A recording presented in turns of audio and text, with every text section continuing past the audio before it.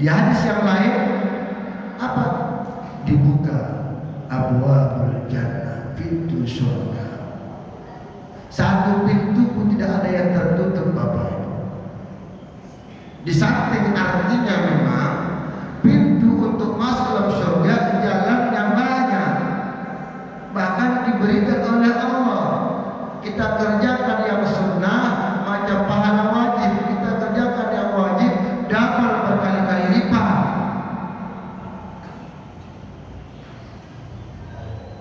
Maka diberikan oleh Allah peluang masuk surga, diampuni oleh orang-orang yang berdosa, dan maknanya memang betul-betul pintu surga terbuka. Terbuka lebar.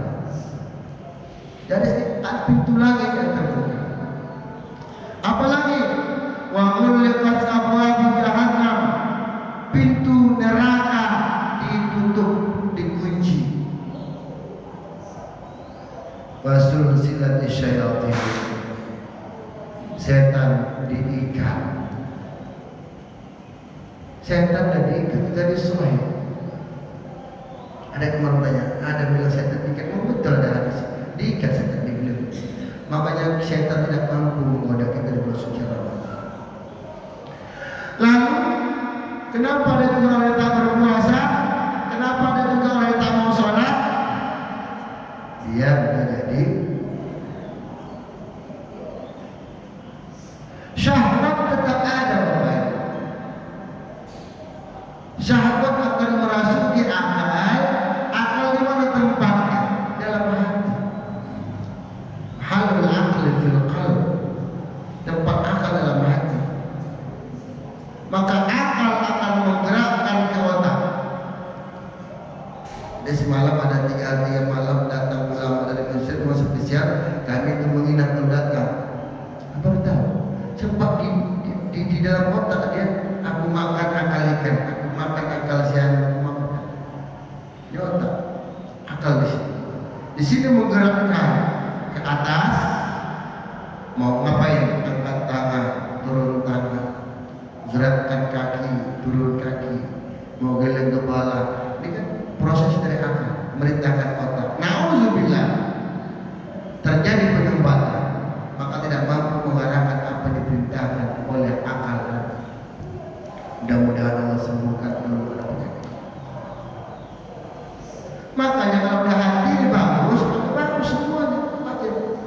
Kalau udah akalnya dibarengi dengan iman, dengan taat kepada Allah, walaupun setan diikat, syahwat tetap ada, nafsu tetap ada. Dengan petantang petenteng dia jalan di bawah jalan, tidak yang paling besar kali jalannya ada 3 meter.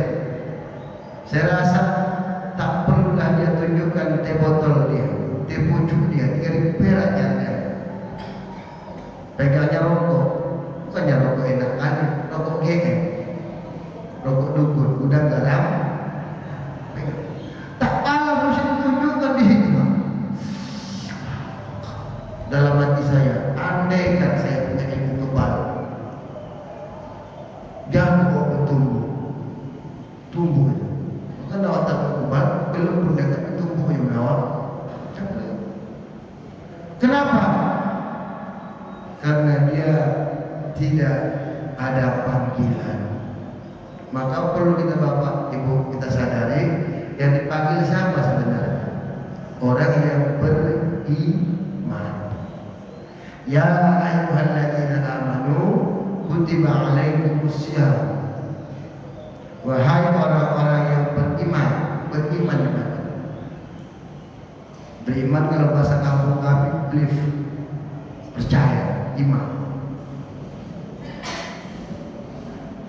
Ada iman, lantas makanya karena dasar dengan iman, Bapak Ibu yang dimuliakan oleh Allah, ada orang satu hari 2 hari 3 hari berpuasa, paling tahannya 1 minggu, lewat 1 minggu game over, udah tak puasa lagi.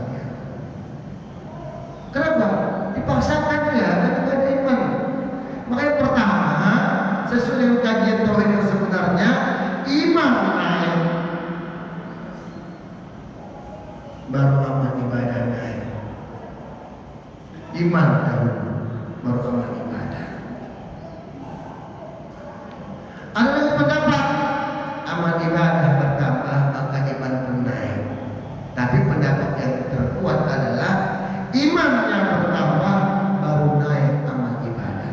Dengan bahasa lain, amal ibadahnya bertambah dikarenakan iman terlebih dahulu bertambah.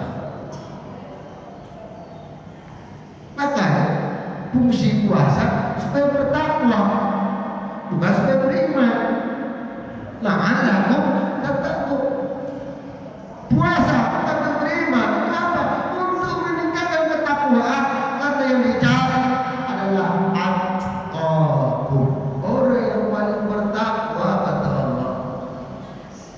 Tak ada bedanya kaya sama miskin. Cuman paling bedanya dia makan 6 kali atau 3 kali. Itu dia bedanya. Di hadapan Allah tidak ada bedanya kaya miskin, putih hitam, tinggi pendek, tidak ada bedanya. Karena semuanya adalah ciptaan Allah. Makanya paling mulia kata Allah, atqakum. Puasa ini merupakan salah satu sarana untuk membuat orang jadi bertakwa. Jadi tak etis rasanya kalau di bulan puasa kita menggosip orang. Ya Bu, tak cocok rasanya kita berpuasa kita menggosip. Misalnya satu hari ada 10 orang target kita, sebulan berapa Bu? Satu hari 10, 30 hari berarti 300 orang yang harus kita gosipkan. Maka dengan datangnya bulan suci Ramadan, tolong ibu-ibu tahankan dulu, dipending dulu sepanjang Ramadan. Nanti kalau udah siap Ramadan suka hatilah mau dikodok-kodok terlepas. Tapi kalau orang yang berhasil bulan Ramadannya, maka dia tidak akan kembali kepada hal yang dibenci oleh Allah. Maka terlebih dahulu iman. Naik iman, baru naik ibadah. Makanya kalau kita diuji jangan pernah bodoh Bapak Ibu. Diuji itu untuk menaikkan iman, untuk menaikkan iman. Makanya para nabi dan rasul itu sering diuji. Yang paling berat ujian oleh Muhammad. Dalam kandungan ayahnya udah wafat, masih kecil lagi meninggal mamanya, pindah ke kakeknya pindah ke pamannya. Habis berumah tangga, bini meninggal, paman pun meninggal, baru dihibur lewat Isra wal Mi'raj. Lahir anak yang laki-laki dimeninggalkan oleh Allah. Itu ujian. Karena dalam kitab itu tidak sempurna seorang laki-laki kalau tidak memiliki anak laki-laki. Nabi Muhammad makhluk yang paling sempurna karena dia mengasihi Allah, makanya diberikan anak laki-laki tapi diwafatkan oleh Allah. Jadi tidak ada satu umat yang mengaku berat kali kau berangkat. Supaya apa yang kau bayar? Supaya kualitas keimanan seorang nabi dan seorang rasul kuat. Iman malaikat sudah batas di maksimal, udah puncak. Makanya malaikat nggak ada yang melawan sama Allah. Udah dibuat dia untuk sujud aja, megang aras saja.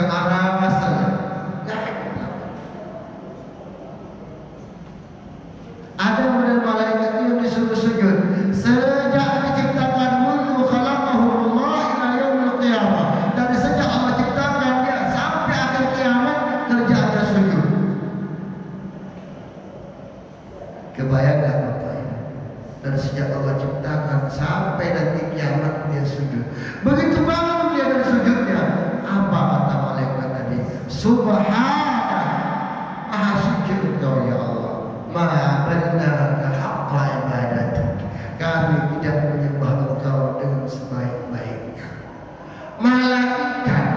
yang dari sejak Allah ciptakan sampai kiamat tak pernah bangun dia dari sujudnya, menoleh kaki kiri tidak, pun masih bilang kami belum menyembah engkau dengan maksimal, dengan sebaik-baiknya. Macam mana dengan kita? Agak lewat subhanallahil a'la, imam itu lebih dari 5 kali, apa dalam hati kita? Ini mungkin damai punya imam. Agak lama sedikit, tarawih di tengah lama, agak jam 10 kurang 15 baru siang. Ini lama, berapa rakaat ini Pak? 2-3. Agak 10 kurang 15, repot gitu. Cepat kali. Lama kali. Cuma dengan kita, malaikat yang sejak diciptakan. Makanya tidak ada lain kita masuk ke dalam surga ini karena rahmat Allah. Masuk ke dalam neraka karena adilnya Allah. Jangan pernah kita pertanyakan masuk surga mana amal, jangan. Cuman Allah ridha, pasti kita ridha. Allah ridha karena kita alhamdulillah